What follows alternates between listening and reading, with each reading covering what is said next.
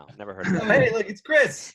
Wait, hold What's up? Where Hey, is Angelo, Chris? what's up? Chris! How you guys doing? What's up, The Noel? hardest murky welcome man to in the- pizza. Man, Unbelievable. I just Can't make it believe you're look here. hard. I just make it look hard. That's the. We're not worthy. Oh my God, Chris Bianco. What What's happening, amazing. brother? Thank you Oh, my so God. much for joining us. I know that you are so busy. I mean, your Instagram tweets a bit. Sorry, your Instagram posts have been an inspiration to all of us. Thank you. That's kind, very kind. That's the truth, man. You know what? I will tell you this, Noel. I'll tell you, and you and I have been blessed to have some pretty, at least ankle deep conversations. And one thing I will tell you that comes out of this, I hope, is that we make time for things that matter. You know, we you know, I mean, it's easy to say, oh man, I can't, I shouldn't.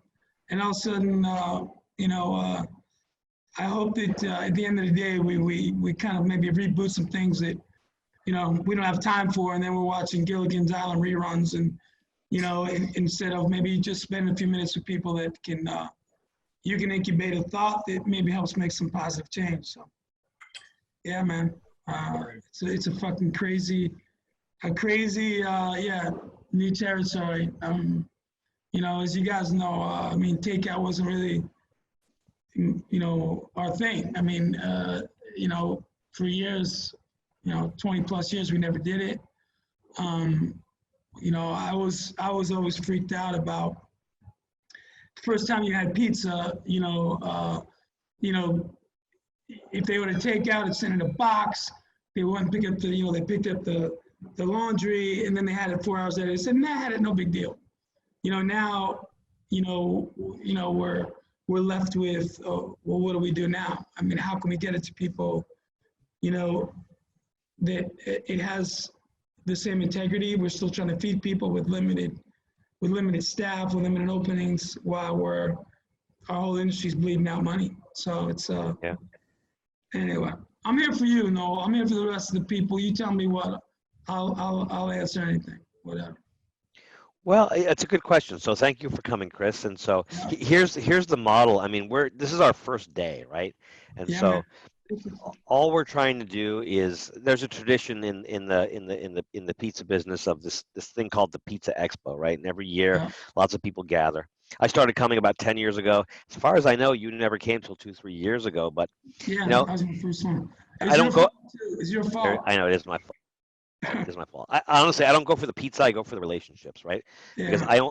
I mean, I saw you once in LA last year, and I was lucky to have a drink with you. And then I saw you at the Pizza Expo last year. But other from that, there's certain people I never see. And so, you know, one of the reasons that I wanted to even do what I'm doing right now is just to honor the relationships that I have with people like you and so many people, so many of the Italians that aren't able to make it this year, you know, which I'm really sad about. Prayers out to them. Prayers out, man. It's Yeah. And the other thing, like we're in the, you know, like if you had a business card, I always say, you know, we're in the relationship business. Yeah, absolutely. You know, that's you know, we're in the relationship business. I mean, when we don't serve those relationships, whether it's a relationship with our farmers, our friends, you know, our customers, our peers, you know, for me, it's, you know, you know, I opened up in '88, and the first thing I ever wanted to do, not that I didn't give a shit that my grandmother liked my pizza, or, you know, the lady that was a food critic, or I wanted the respect of my peers. And that's what kept me up at night. I wanted them to look at my pantry and know that, like, this fucking dude's serious about what he wants to give, you know, what makes good things good. And it wasn't about me, it was about tying into things that were already great. You know, like, I think I told you the story, no, but it's funny. When I started out, there were certain things that I always heard, like, what you never do. You never do this, you never do that. And, you know, I was always a learn things till you burn, you know, when you burn things kind of guy. And you know, it was like, never use extra virgin olive oil because it'll scorch, and never do that. And then you start to think about it, you break it down, like, you know, before I owned my own place, you know, we took cues from the owners, you know, and if the owner said, you know, we're gonna use pomace oil because it's better, no disrespect to pomace oil or whatever, you know, because it won't scorch, well, maybe just, you know, it's $30 less a can. And it's not gonna scorch anyone in 2-minute bake in sauce. And that was not the real reason. So I think we hold on to a lot of things, which in some ways are just we're pretty, as an industry overall, I think we're there's a lot of mystery and kind of old wives' tales, and the reality is, it's just, using what we have to the best of our ability, hopefully not being an asshole along the way, and building the relationships, and the rest of the stuff comes as it does. Yeah. So, I was thinking, I'm listening to you talk, and I feel like this is an amazing experience for all of us to hear you talking. And, a lot of times, I mean, you say the same things over and over again, and I don't mean that you're repeating yourself, but I feel like you have a certain commitment to certain ideals, and you're never going to change. But I'm just wondering out loud, if a moment in time like this makes you reconsider little things, like I'm not going to do takeout or delivery, right? What else is it making you reconsider? Well, if you ask me how long it takes to cook a pizza, I'll just tell you as long as it takes, right? And I'm a more do what we got to do guy, and also appropriation is another big word on my little mood board. So just like you say, what's the best oven? What's the best flour? What's the best, fermentation time? Well, what do you want? What do you need? What are you looking for? And then our job, I think, as chefs or bakers, whatever the hell we are, is to appropriate to the best of our ability. It's like, there was Peter Mahan wrote a book that I did my little chapter on a bunch of chefs, and it was called How I Learned to Cook. And I remember I never wrote anything before, and maybe a book report that I copied when I was a kid or something like that. I remember writing this chapter, and I was really struggling how I learned to cook. And the only thing I could think of is how I learned to eat. Yeah. And working from that, like, how do you write about crunchy or crispy or, something that's, it's mouthy until you get into it. And you don't know sour.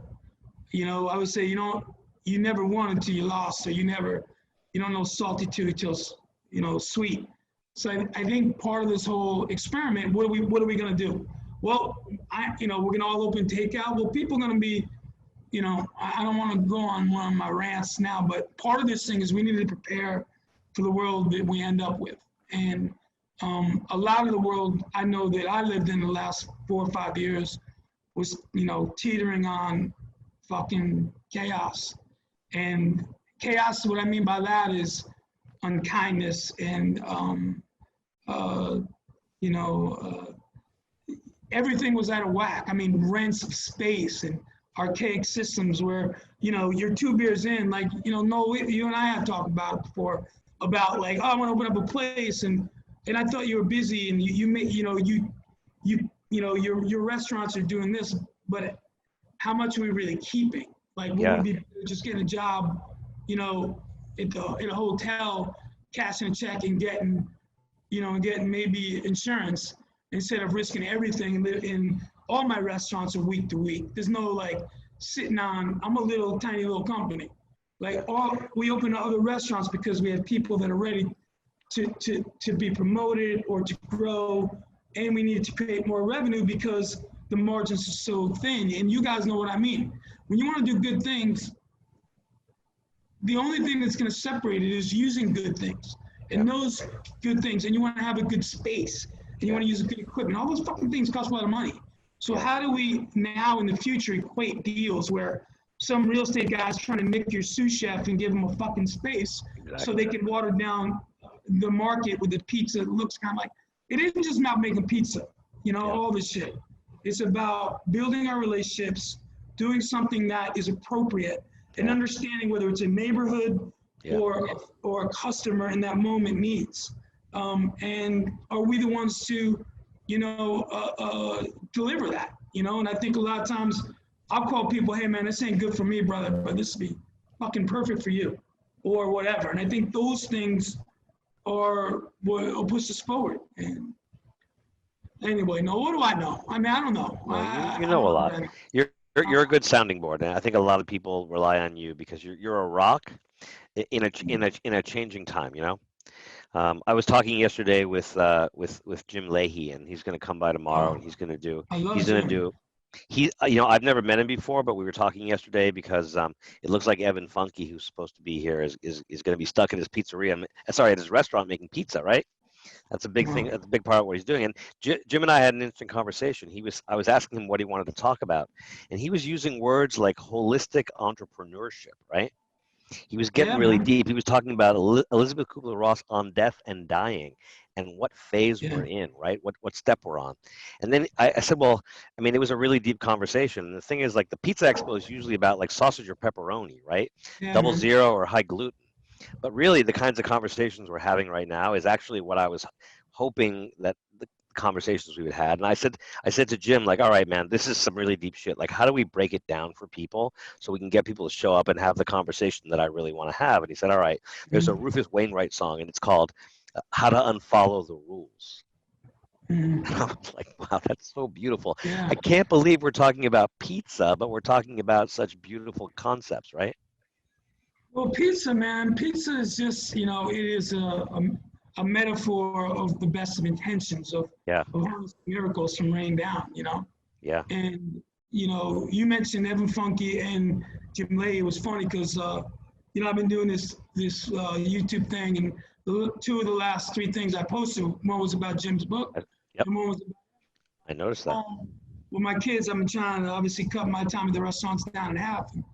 I was home and I watched Evan's film, and it was amazing because it was so brutally honest and it was so beautiful and ugly in a way of, like that's what I said before. And I texted, this to Evan, like, you haven't really won until you lost. And we felt that. And he's lost, right? Well, we all lost. At some point when we, whatever that meant to us. And then you just study how that happened. And I hope in this time we study how this happens. How did this happen? I know. It was prepared for nuclear war and this and that and borders and walls, but we couldn't fucking stop somebody sneezing on grandma, that we buckled down.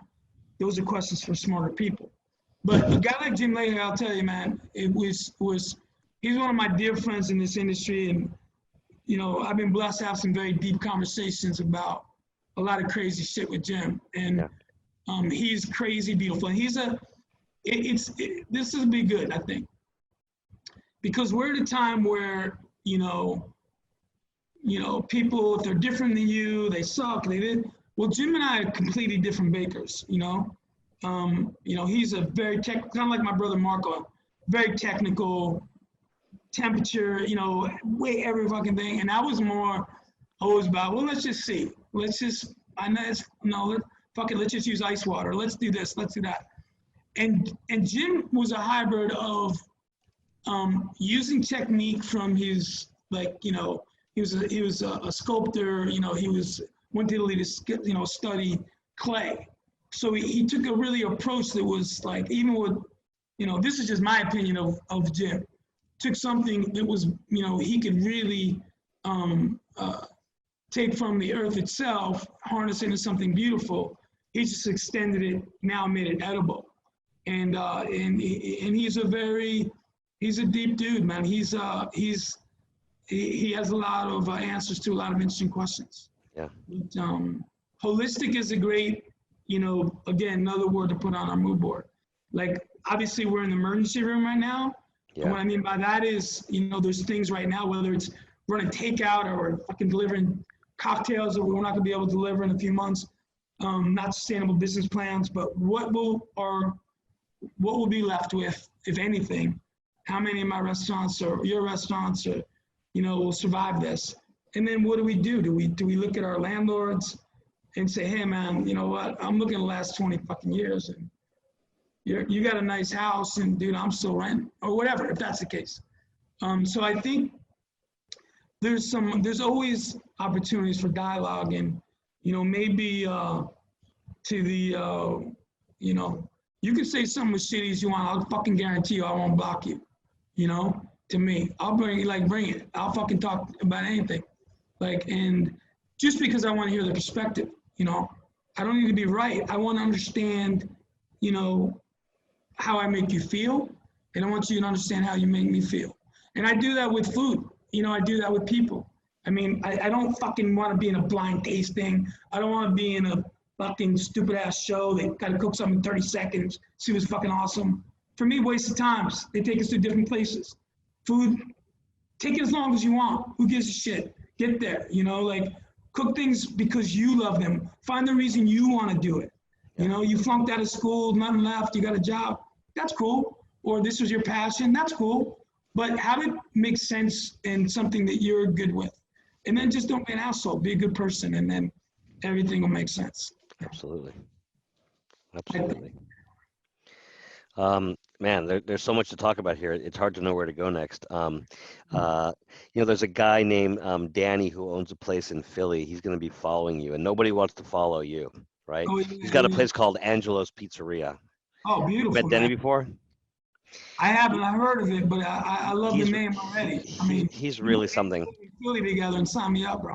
Yeah. So he's going to be following you, and it's so interesting because, Angelo, is that you? Jump in. Angelo, I want to hear Chris talk, man. I don't want to interrupt you, man. Oh, come on. Okay. I say the same shit anyway. You'll hear some of it. I only have like 9 stories in my whole life. No. I just expound on them. Well, we like hearing them again, all right? Yeah, we do. Over and over. But one thing I will say about like our industry, it's something that, like even like I made these videos last couple of days. Well, I never made a video before, like where I talk to anybody. Like, you guys call me like Noel knows, he picks up the phone, or Johnny Darsky, or my friend, any of my friends in the industry. You know me, I'll fucking pick up, I'll talk, I'll make time, I'll do whatever. Because like these things, when I started out, you couldn't even fucking look at someone's can of tomatoes, God forbid. People used to go through my trash back in the day. What kind of flour are you using? I'm like, dude, you better call. Well, back then it was Justos in the 80s. But it was like, well, fuck, call them, man, because if you don't call them, they're going to go out of business. Or, here's a tomato guy, or call my guy, Queen Creek Olive Mill, or call this guy. And I think, I always say, like, maybe the secret sauce is secret for a fucking reason, Maybe maybe it was never about that. The ingredients, I mean, we're using all these at this time, pretty good grains.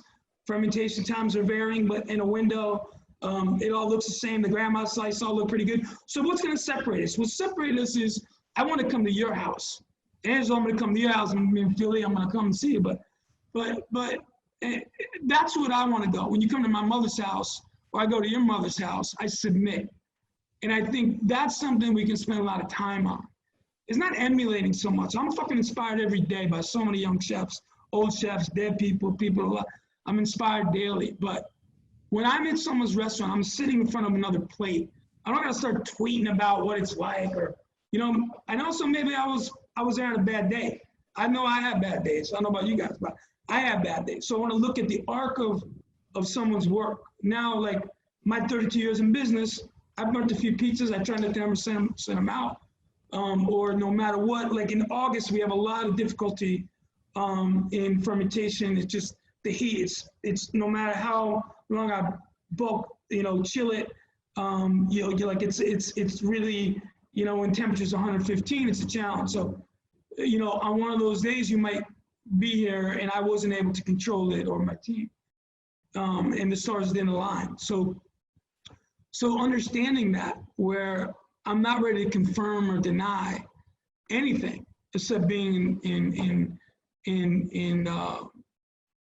having those things in my life, so I can continue to monitor what makes good things good. What do I like about them? There's so many things around the world that I go and they give me something, and they're very specific. And I think that's how we'll all survive is we'll find things that are very specific. No, not to embarrass them, but he's teaching a lot of people a lot of beautiful things that are helping them be better. So now all they have to do is integrate their own humanity and build their staff and engage with great things like, good tomatoes, good flour, good cheeses. There's no plug on the tomatoes there, no, to whatever tomatoes people want to use, it's cool. But, but consider the source, whether it's a rumor or somebody tells you what to never do, consider that source and see if it makes sense, and then burn it or do it if it makes sense to you. And then, there's no reason to be defensive. If someone tells me something sucks, I want to know why. And and I say this a lot, but I want people to have dialogue and not become like, I try not to be defensive if somebody says this sucks, you know, like if it's something I make. I'll go, you find out they didn't like anchovies, or it wasn't their thing, or they like deep dish, or they like it like Sally's, or, you know, all those things are valid. But I think we have to be, when we put that out there in the world, I think really careful about who sucks or what's negative about other people. You know, my mother said you don't got nothing good to say, and that's the fact. If it sucks, just fucking don't go. It'll go away, you know. And if it's good, let's talk about it, you know. And there's a lot of great things to talk about in our world, especially in this horror show that we find ourselves in. You know, I mean, every one of you guys are struggling. We all are. I mean, we're bleeding out, you know. And there's so many things right now what I don't understand. You know, help me understand. You know, I would say, you know, so instead of having all the answers, I got plenty of questions, like we all do. And for any of you guys, I mean, whatever, you know, no knows this, but you know, I'm always easy to find. And like, I mean, back in the day, like when I was on the line all the time, 10 years ago, people would call up and they ask, I'll pick up the phone. They got a question about whatever. I'll try to help, because I try to do what I never received in my life. I was afraid to ask. And I think it's important that we give as much as we can, because the young chefs today, you know, Dan at Razza and Daniele and Evan and now Angelo, all these great young chefs, they're fucking awesome and they're great. So part of my, you know, it's like watching your kids play Little League. You know, it's you know, maybe you help set, you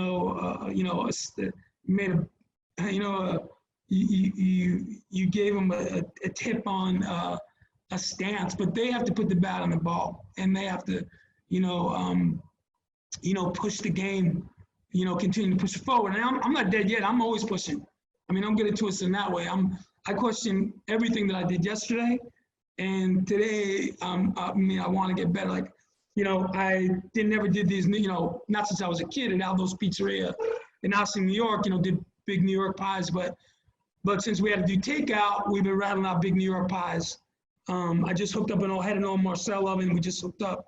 Then I'm doing a combination, like setting them, doing some all in the wood oven, and some I'm setting on I have it right next to my wood oven in one of my places, setting them on the Marcel just to give them a quick blast, and then hitting them in fire. And I kind of like that combination. It's interesting. At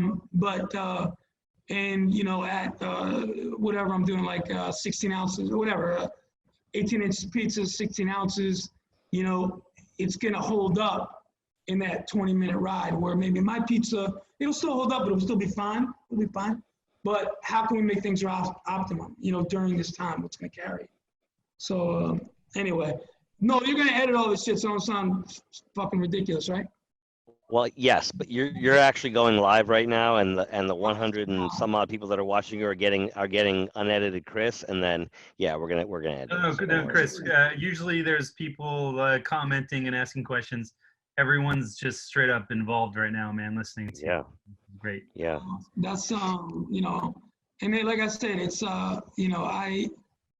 I'm in this with you guys, like every day, like we're trying to, figure it out. And I think part of, my career where I am now, the one thing is I like to think, life has been humbling enough. It's humbling constantly, but in this humility that no matter what our spirituality is, like I've always known there was something greater than me. And there's a lot of things greater than me.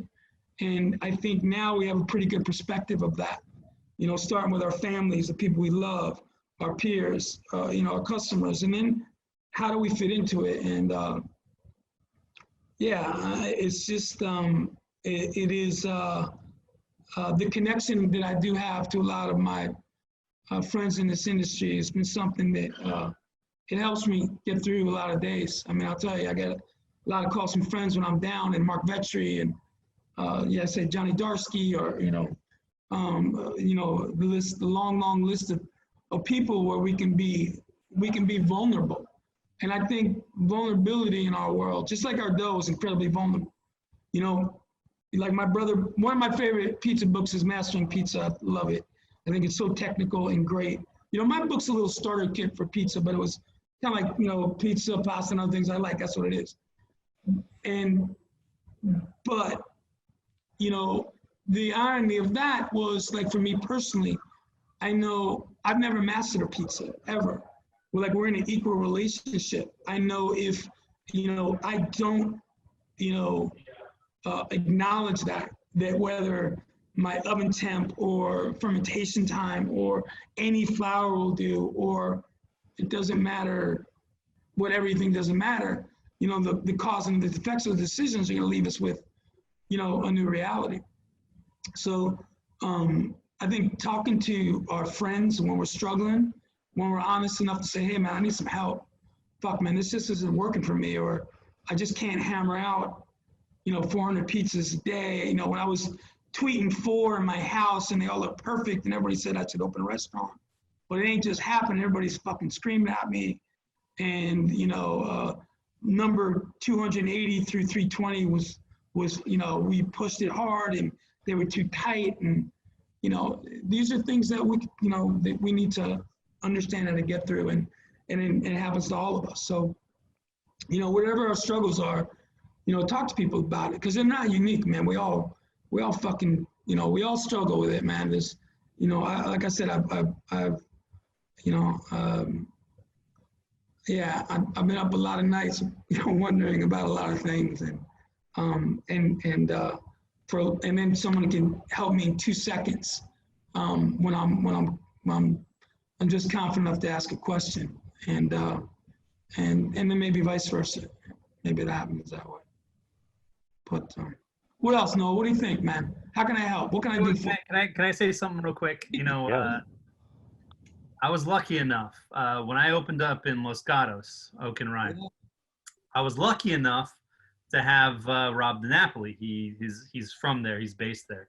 And 2 weeks in opening, he goes, "Hey, I want to bring by Chris Bianco," and I'm like, "That's amazing. That I would love to meet the guy." You know, blah blah blah.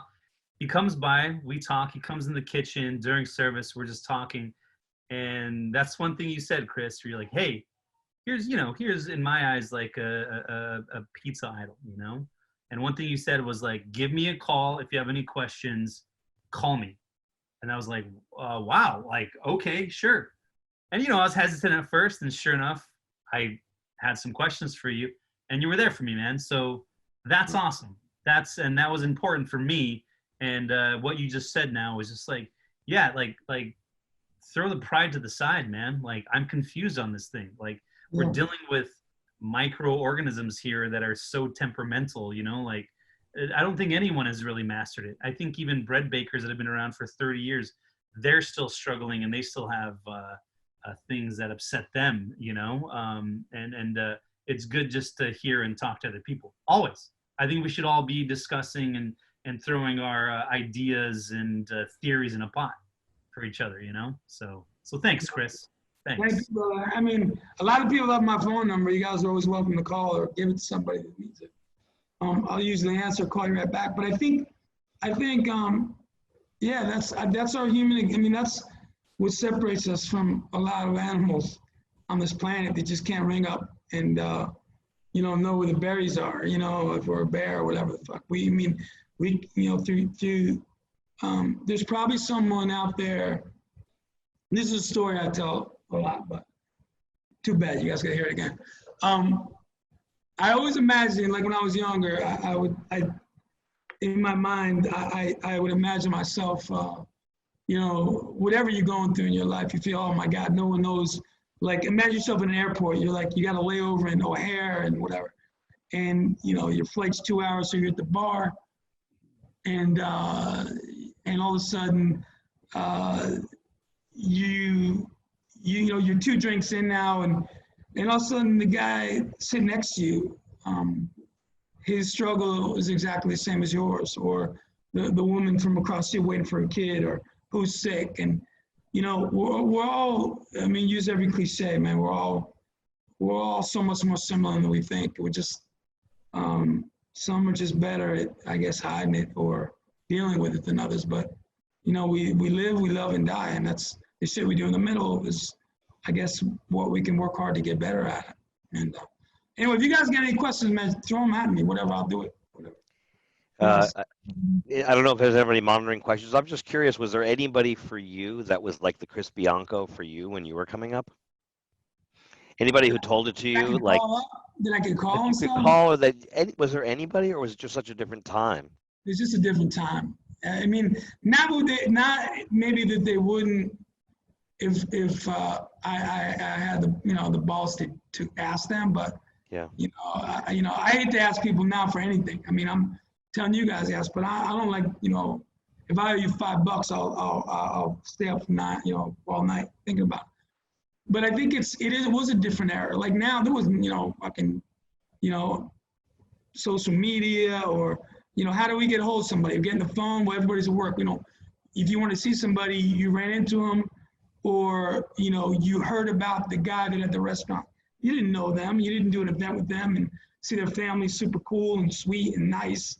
And it was kind of like an episode of Big Night everywhere. Where we feared our neighbor a little bit, or competition was created from this fear of the unknown. And look at our politics or our world right now. It's the unknown that we fear, that we have to create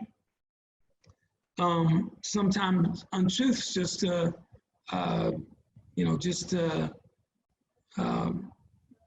I guess maybe help our own perspective. But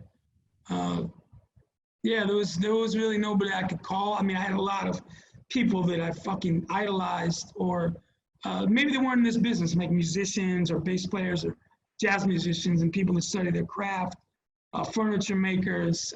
Anybody in particular? Like musicians? I would say Miles Davis. And for two reasons. I'll give you both sides. His turning it back on the audience, I was both horrified for and thought, how cool was that? That he could do something where he just wanted his music to hit you. Or John Coltrane, or where, and some of those was, I wasn't a big, jazz aficionado, but I did appreciate, like if you guys been in my original pizzeria, and we have a little bar next door, back in the day, I had a rule that was, we could play anything I have a pretty specific playlist in the bar, but when it comes to the pizzeria, as soon as you're eating food, I want no words. I wanted you to fill in the words, the space, with your dining experience. I didn't want you to go fucking along and sing Tyler or Robin or some shit while you're eating. I wanted you to submit and maybe in a silent way, or whatever your thing was. It was just basically almost someone was scoring music to your film in a way. So I saw musicians as someone, especially ones that weren't pop stars, nothing against them either, but people that really put things out there because they love them. And the same thing about before documentaries were so popular. Looking at documentary films that like filmmakers made them for a reason, just deliver an important, maybe previously before undiscovered message that people weren't paying attention to. So I think those people and mediums were things that I was intrigued by. Artists, my dad in '93 is a portrait painter, and I was so different. I am so different than him because he made art, and the last thing I do is make art. You don't hang on the wall, it disappears. And art to me is always for other people to discover. Like if I was saying, I'm gonna make art today, I don't really see it. And with all due respect to my father, I mean, he's gonna make it, makes art, I hang it, I love it, but it wasn't my own thing. My own thing was to make things that were utilitarian and I could feed you. And there was definitely craft in there. And I probably, if I step back, I could see a sense of maybe an artistic DNA in it, but it wasn't meant to hang in a museum. It was just meant for you to, to hopefully appropriate, maybe you're just hungry, or maybe that, that you were, on a worldwide search of pizza to find out what moved you, and it's all relative. Hey, Chris, I got a question for you. It's Rob, your partner. Hey, Chris. Hey, How you doing, buddy? So I got a tough one. If you don't want to answer it, no problem. Hey, Rob, you know me. I'll answer anything. Okay, 15 years ago, I kind of go back to when I first met you and sat at the bar, caught your eye. You were making pizzas every night at the original store till 10 o'clock at night. And then you get up early in the morning and go over your just 10 back in the day. I made pizza about 12, 15 or so, yeah. Yeah, and then in the morning you wake up really early. You just started Pane Bianco, and you got up early to make bread over there. Yeah, that was another good idea. So and we've grown up together the last 15 years. I've seen you, open restaurants. I've seen you get married, have 3 beautiful kids. But looking back when we first met and all that you've done and all the change that happened, would you change anything else looking back in terms of how you grew your restaurant and your love for pizza and food? I don't know if I would have changed anything in my restaurants, but I would have changed everything in my life. And anytime a young chef calls me about advice, and they haven't been through this very difficult experience of really owning a restaurant and if you're blessed enough to be busy, there's as many restaurants that are close from being busy is not having enough people if you can't handle it. But what I would have changed is I was lucky enough to about 8 years ago now have a health issue that forced me to make a decision that was that would save my family. I didn't know what else I had to offer really as a human being was to make pizza. I didn't have a fucking exit strategy. And when you came to see me, Rob, it was like, hey, I don't want to be in the tomato business, but I wanted to do something that was special. I don't put my name on a can. I wanted to talk to our farmer, Scott Parks, and find out really all I could about dry farming or what varieties could we use or how can we, maybe test that in Hollister in case we didn't run out, in case, Central Valley got blasted with heat or, late rain. So what I would have changed, I think, is I would have made more time for myself. Because I think when we started out, we believe this sacrifice that is completely, I believe, unnecessary. Like I burnt every finger, even the ones I don't have. So my kids won't have to burn their fucking fingers, maybe as many times. Or my peers won't have to burn their fingers as many times. It's not a lesson, the opportunity is for us to share and to learn and to be truthful enough to tell others that are planning his or her lives what they would have done different. If people say I got no regrets, I didn't change any fucking thing, I don't know. Maybe they hit it on all notes. I know I would have cut more time for selfishly for myself, so I could give more to all the people around me. I find that most of the people that for a couple beers in, relationship struggles, marriages struggle. We don't see our parents that pass too early because of we thought we had to sacrifice to get whatever that we thought, like when I opened, I didn't know who James Beard was. I didn't know anything. I just knew I needed that. I dropped out of high school and I worked at Aldo's Pizza and I made pizza and then I was inspired by Alice Waters and I was inspired by, going to Italy with my family and I was inspired by, so that whole alchemy of fear and dysfunction and inspiration, got me somewhere. And then what I know now is what would I have done different? Like the answer you, Rob, would be, I would have took more time to ask better questions to myself. I would have looked in the mirror and I would have said, tell me what you want your life to look like. Because no matter what you heard about fucking time flying, believe that shit. Because, I can see my face in this, whatever it is, camera. But I'll tell you right now, my brain and my immaturity and my knowledge is, I haven't learned much since I was 17. Maybe it's a little bit smoother delivery possibly, but, keeping my head down and working so hard for so long, I missed a lot of birthdays, my own and the people I love. and I just got a link from Emerson. what's that? I could tell that was Brian Spangler's voice. Brian Spangler, is that you? Brian Spangler, we love you, buddy. Brian's another one, man. He called me in a really good, well, a bad day, and it ended up being a good day. You know, sometimes people just give you what you need, but bless him for that. But yeah, I think I would have made time for things that mattered, and I would have made time for people that mattered, and I was so fearful of letting down my customers and my, you know, and my peers even, that a lot of things maybe were unintentionally thwarted in the interim or held back. And so I would have just managed, I would have found the balance that I look for. If we're making a pizza that we want on, it's at proper acidity and, you know, fermentation and bake time and structure. If we apply those things to our life, you know, usually our lives look like the opposite of the most perfect food we can make, I find, in my life anyway. Like the best thing I made didn't really represent my life.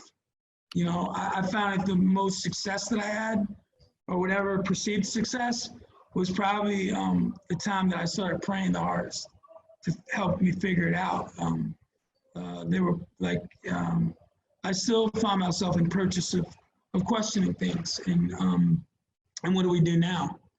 And so Rob, I don't know if that helps answer any questions. It does. Thank you, Chris. You changed my life when we met, that's for sure. And the tomatoes, it's been a great ride, a lot of fun. Hey, Chris, there are some questions kind of coming in through the Q&A line. I'm kind of sorting through them because everybody wants to ask you a million questions, man. But I'll do it. the one that I thought was pretty good was is from Sabu. I'm going to butcher this last name, so apologies, Sabu. I'm not going to try. But Chris, has it been hard for you to hire young team members? 20 years old, don't seem to be that interested in learning about restaurants from the ground up. I'd like to know if he's seen the same thing. Well, as we all can relate to in this industry, it's been like the last probably 8 years. You know, I mean, and that's probably the irony of this time. 3 months ago, none of us could hire anybody. Now we're, you know, in tears in front of people that we love and worked with us 20 plus years, saying, hey man, I gotta let you go because I don't know if I got a check for you. So is it difficult for me to hire? It's difficult for us to find people that really understand. I'm not gonna be the one about the millennials and people, and I used to walk to school barefoot and all that kind of shit, but there is an instantaneous, like they want to know, like a lot of the young kids, if they come in, they want to know how long they have to do this before they're famous, or I don't even know what the fucking questions are, but, and then I'll take somebody that's just, you know, they're just kind and they just work hard, and something that they discover that they didn't know it was pizza. Like for me again, pizza's always a metaphor. Like you meet your farmers, you meet your millers, you build a relationship, you discover something. Those relationships, I find that people that make a beeline for pizza only, no disrespect, are usually lacking a lot of other social skills that can help them be better people, you know, in particular. So what I would tell the 20-year-old, hey, I'll fucking hire a 20-year-old all day if they're good people and they want to work hard. And I guarantee I'll work as hard as they do is giving them a reason to come to work, I hope. But, you know, it's confusing sometimes where the people don't know what they want sometimes. And I can relate to that. But, you know, some people say, hey, I want to skies, I want to be here 2 weeks, I'm putting it on my resume, I'm opening a place, my dad inherited some money. And those things, I don't know. I don't got too much time for that. And if you want to come be, like, I'm in a band. My band is my people. If someone wants to be in a band, brother, there's always a tambourine for you to shake if you want to show up, you know? And so yeah, 20-year-old good people, I got a spot for you. Nice. Well, I just have 2 more questions. One, this is coming in from the chat again. It's from Ian Galbraith. He's curious as to how long into your pizza career did it take for you to fully identify the qualities that you're looking for in your doughs and your pies? How long did that evolution kind of happen over what's been a time? And have you found it? It's still happening, I would say. It's never ending. It is that way. You know, I don't know if, you know, it's funny. It's probably like anybody that's old enough remembers the Bay City Rollers. I think they had one hit song. I don't remember what it was, but you know, like sometimes, you know, you can just hit it early and not really know what you did and almost never get back to that place. You know, the rest of my life is studying, you know, again, what makes good things good? How do we get it? And if we don't adhere to those same principles and that kind of cadence, it's fleeting. So it wasn't, there was no overnight success. You know, by the time I opened my own restaurant, I mean, I'm, you know, I had a lot of chance to burn things already, but it's a work in progress. And a lot of that comes from, again, I think the transition from I make pizzas in my backyard to serving 300 people, 600 people a day, and everyone's coming to check you out versus just, oh, it's nice, you have me over your house, everything's great. We watch the game and this pizza's good. And all of a sudden, that's a whole nother conversation. And I hate that word, check you out. It's like being in some extraterrestrial kind of thing where, you know, you're getting probed instead of, hey man, I came to your restaurant, you know, I really enjoyed it. Or I didn't say shit, so I didn't enjoy it, but I'm saying anything back. But, yeah, I'm still, I mean, every day I think I'm a relatively conscious person, so I'm always looking at, and like my relationship, whether it's with Kevin Morse at Karen Springs or some of our other millers at Hayden or Central Milling, like how can we not screw up your hard work? Like, and the other thing is, I will tell you, our ingredients are better than they were 30 years ago. You know, they're much more, you know, refined, or I would say aligned. So I think my food's is better because of the work of others as well as that. So it's changing. It's for the better, I think. And I try to stay out of that stay out of the way of that, and, you know, find a close space. So a work in progress. For sure. Another good question that kind of dovetail off of that is what really defines quality for you? Like, how do you define what is a good ingredient? What is it? The people around you? What is it? Well, it's like your own personal Jesus, I guess, you know. You know, the other thing I say too much is the best anything is the anything you like best, you know, like your favorite song, your favorite movie, your favorite pizza. If you don't give a shit about where your tomatoes come from or where your flour comes from and where your cheese come from and who makes it, or as long as it comes cheap and it's hot, that's your world, man. That's between you and your maker, pizza maker or otherwise. But I know what matters to me. Like, I know I consider the source of a rumor. I consider the source of a tomato. I consider where my pizza box is from, or how now I never thought about before, but that little liner, you know, trying to create some space and maybe it won't be a sock or whatever. So, yeah, I mean, it's, yeah, you know, it's, quality is in the eye of the beholder then. I mean, like, I have certain things. I just have a problem telling you what should be. Like, I know for me, I can tell you that I have, you know, it's like when you fall in love with, you know, the person you love. It's usually always external at the beginning, but I'll tell you, the most beautiful human being can turn ugly like that. And somebody you weren't really attracted physically can become the most beautiful entity or thing on the place of the earth by as your exposure, relationship, and the depth that you choose to go into that.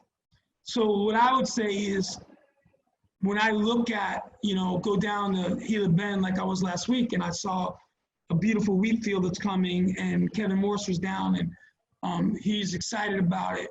And now, you know, we've aligned, you know, butcher, baker, candlestick maker, or in this case, farmer, miller, baker, end user, chef, end user, pizza guy, end user. We're aligned. Before those conversations were really happening, you know, and it was, you know, the best was always from other places. And the last thing I'll say about the ingredients part is my tomatoes, you know, are not, or Rob's and I tomatoes aren't better than the other best, whatever that means. We have characteristics that flavor profiles that we like, whether it's salinity or viscosity of the pack, whether I want 100% yield on it. But if you say, hey man, with all that said, I like my brand I was using from Italy, Spain, Campania, groovy. I look at tomatoes like a wine cellar. Like, why should, is Willamette Valley better than the Loire Valley or Napa Valley? I mean, it's all subjective what profiles you're looking for, or Big Brunello or Chianti, or what's going on in Sicily.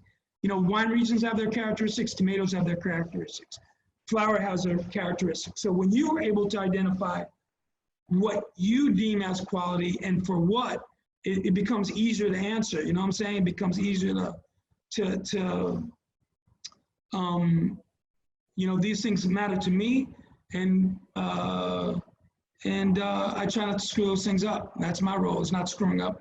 It's already great. I think you've done a pretty good job.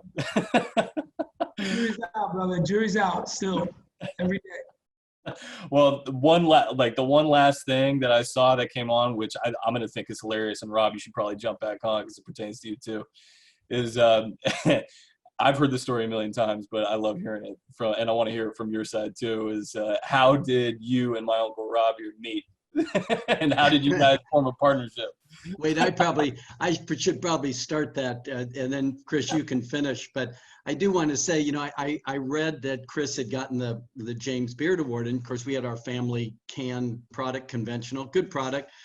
So I wanted to take it down to Chris. So I knocked on the back door of his famous restaurant on Adams Street, and the door answered, and there was a gentleman all covered in flour.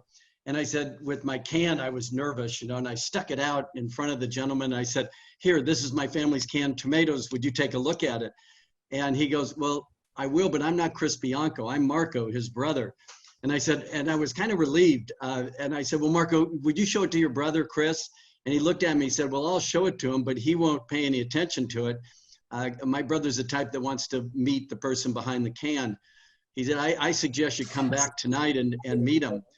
Well, it was at a time at that point when, there was a 3-hour line out in front of his restaurant, but I was lucky enough to get a spot at the bar. And Chris was making every pizza, and, typical Chris, he's looking around and maybe a few swear words and moving fast. I thought, oh my God, how am I going to get his attention, and why is he going to pay attention to me? Anyway, I made eye contact, ran over there, just introduced myself quickly, and he said, hey, if you could stick around after my shift, I'd like to talk with you. And of course, I can stick around after the shift. Of course, he had to be back in 5 o'clock in the morning over at Pizzeria Bianco. But Chris stayed up with me till past 12 o'clock at night. He was intrigued, by California. He wanted to do something to show off the growers and the packers that they could be that they could pack a product that would meet his expectations. And I was just blown away. And so for 2 years, I sat and talked with my friends. I got to be able to do something for Chris. And it just so happened my ski partner had a grower that had about 200 acres of beautiful organic pear tomatoes and had nowhere to go with them. And I called up Chris. It was about, maybe June of 2009. And I said, hey, Chris, something happened here. And he goes, the stars may have lined up. He goes, I've been coughing and having this problem with my childhood asthma. And I really need to teach somebody else how to make a pizza here and come out and help you can some tomatoes. That was 2009. And I got to say, my life changed. And so did hundreds of other people in California that now are canning these tomatoes that wouldn't have been canning them otherwise. And it was all because of Chris and maybe a little bit of me just having enough nerve to go knock on a door and meet a famous pizza maker. And it really changed my life. I've loved every minute of it. Well, I'm grateful for that day for sure, Rob. And I think that's, but that is, I've always tried to make time, for things that matter, and even sometimes things we don't know if they will. And the one part of that day was Rob was Rob's tomatoes were already great. I mean, his regular product was great. What I wanted to do was really be a part of meeting our farmer, asking the right questions, and studying the end user. And I don't want to name the San Marzanos that I use, and I love I love Italy. There's some great varieties there. They're great. But I noticed, it's just like prosciutto went through that in the early 90s where, as it became more popular, it maybe certain brands became more consistent because they had to push product out. And, I saw some of the, the tomato guys would come in and say, hey, just push this juice off. And I'm like, I don't want to push any juice off. These are already expensive tomatoes. I want 100% usability. I don't want to be like, I want to figure this out. And there's too much water, and we can be smarter than that. And I wanted to really study the aspect of, like, when I started out, canned was a bad word. Like, everyone said, like, oh, we use fresh. I'm like, oh, well, use those shitty fresh tomatoes all year round. That, instead of working with the artisans that can, like, for us, they're all fresh packed. So they're, packed on harvest. They're 15 minutes away from where they're grown, we're dry, and they're in cans, in the next day. And I thought that if we could work together, all three of us, farmer, Rob's expertise in canning, his family had a cannery, also with the tomato business himself. If we worked together and learned out what I needed, what they were capable of, and what the farmer was capable of, that conversation, that dialogue, instead of saying, hey, let me put my name on it wasn't like I never was asked to put my name on something, but I don't want to put my name on anything. I want to put my heart in something and share it with as many people as I could. And that's, when, that first year, we had 2,000 cases. I think I used, or 2,500 cases. I think I used 2,000, and I think Shea Panisse and Zuni got some, and, Mocha, and then John and Vinny, who I love. I couldn't love those guys more, and they're great supporters and dear friends. And I think every year our family of people that call up, man, about, like, whether they need tomatoes or they want to talk about it, or what are we looking. And I'm looking, like, this year I want to look at varietals, like San Marzanos are a great varietal, and they're great, especially on that coastal kind of, in Italy, where they can grow long and slow.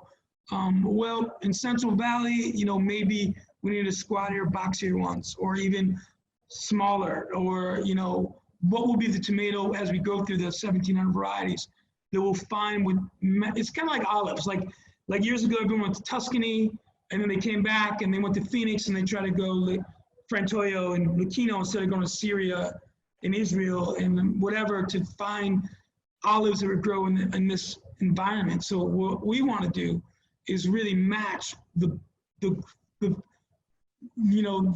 proper varietals, which we're always working on, to get flavor profiles, so we can be consistent and almost become a little bit of vintners or blenders, so we can create an expectation that year in and year out there's a window and a nuance that you can expect from our brand.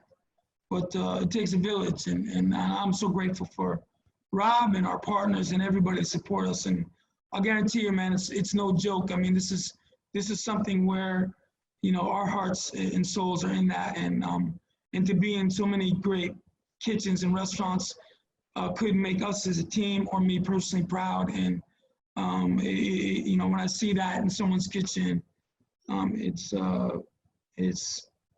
guarantee it has nothing to do with money.